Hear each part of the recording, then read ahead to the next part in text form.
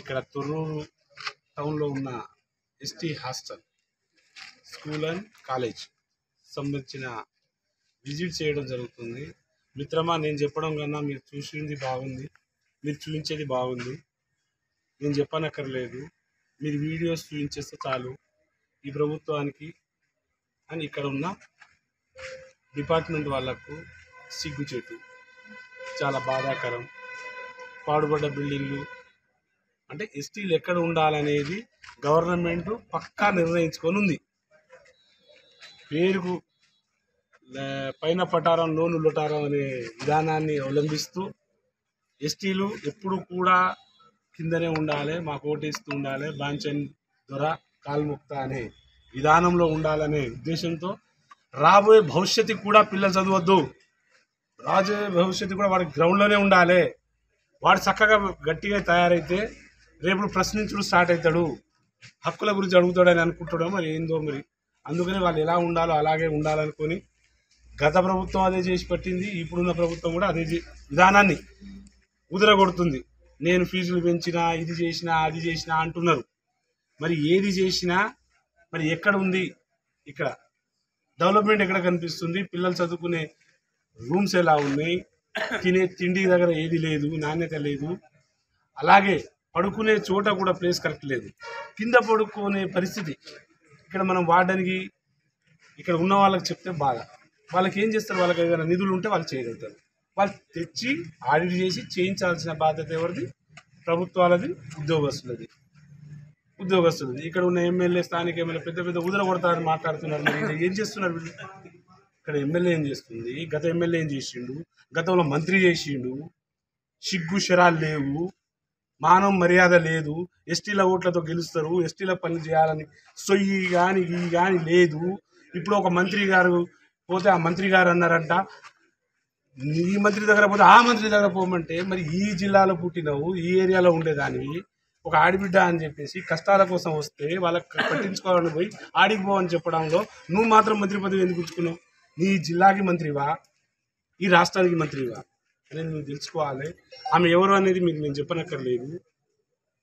సాక్షాత్తు ఇక్కడ నుండి ఏ డెవలప్మెంట్ లేదు. ఇలా డ్రైనేజ్ వ్యవస్థ చూస్తే చాలా సంవత్సరాలు డ్రైనేజ్ లేదు, వాటర్ బోట్ లేదు. పిల్లలు చూస్తే దోమ కాటు, కనీసం బాత్రూమ్లు లేవు, స్నానాలు చేయడానికి బాత్రూమ్ లేవు, లెట్రిన్ పోవడానికి బాత్రూమ్ లేవు. అలాగే ఈ కాలేజీకి సంబంధించిన బిల్డింగ్కి బాత్రూమ్లు లేవు, డోర్స్ లేవు, బాత్రూమ్లు ఏమీ లేదు. ఎట్లా ఉండాలి, ఎట్లా చేయాలనేది నిర్ణయించుకోవాలి. సార్, నేనైతే చాలా రాష్ట్రాలు తిరుగుతున్నా. ఈ రాష్ట్రం కాదు, ఈ దేశం మొత్తం తిరుగుతున్నా. ఈ దేశంలో తిరుగుతున్న దాంట్లో అతి దారుణంగా ఉన్నది తెలంగాణ, ఆంధ్ర. చాలా బాగున్నాయండి. నేను పక్క రాష్ట్రాలు, నేను తమిళనాడు తిరిగినా, తమిళనాడు కూడా తిరిగినా, చెప్పినా కదా. తమిళనాడు తిరిగినా, జార్ఖండ్ తిరిగినా, మధ్యప్రదేశ్ పోయినా, మిజోరాం పోయినా, ఒరిస్సా ఏరియాలు. Orissa very beautiful. ఒరిస్సా చాలా, అంటే ఇక్కడ బీజేపీ, కాంగ్రెస్, టీఆర్ఎస్ అని ఇంకేదో పార్టీ పేరు చెప్పను, అక్కడ ఉన్న లీడర్లు బాగుంటే, ప్రభుత్వాలు బాగుంటే పనులు అయితే నాకు తెలిసి అయితే చాలా బాగుంది. దీనికన్నా చాలా మెరుగు. మనం చెప్పుకుంటాండం తెలంగాణ #1, తెలంగాణ #1. ఇప్పుడు మీరు చూపించిన వీడియోలు సిగ్గు శరాలు ఉన్నాయి. వీళ్ళందరికీ నోటీసులు పంపిస్తా, ఇక్కడ ఉన్న ప్రభుత్వాలకు నోటీసులు పంపిస్తా. ఇక మరీ చెప్పాలి. బాధాకరం ఏంటంటే ఐటీడీఏ 10 సంవత్సరాలు, దాదాపు 11 సంవత్సరాల నుండి నిర్వీర్యం అయిపోయింది. పాపం ఐటీడీఏ పిఓ గారిని అడిగినా, పైన ఇంకెవరిని అడిగితే సార్ దగ్గర మా దగ్గర బడ్జెట్ లేదు. ఎంత బాధాకరం తెలుసా? కార్పొరేషన్ లోన్స్ ఇవ్వాలి, ఆ లోన్స్ దాదాపు 7 సంవత్సరాల నుండి ఇవ్వలేదు. 28,000 మంది లబ్ధిదారులు ఉన్నారు, వాళ్ళకి అందరు ఎంచుకున్నారు, చెక్కులు కూడా ఇచ్చారు. సాక్షాత్తు ముఖ్యమంత్రి చెక్కులు ఇచ్చి ఆ చెక్కు పనికి రాకుండా పోతుంది. 220,000 కోట్లు, జస్ట్ 220 కోట్లు ఇస్తే ఇక్కడ 28,000 మంది కుటుంబాలు బాగుపడిపోతాయి ఎస్టీలు. అంటే చెక్ ఇచ్చి కూడా పని చేసుకోలేని దౌర్భాగ్యంలో ఇక్కడ ఉన్న ముఖ్యమంత్రి ఇచ్చిన చెక్కు చెల్లదంట.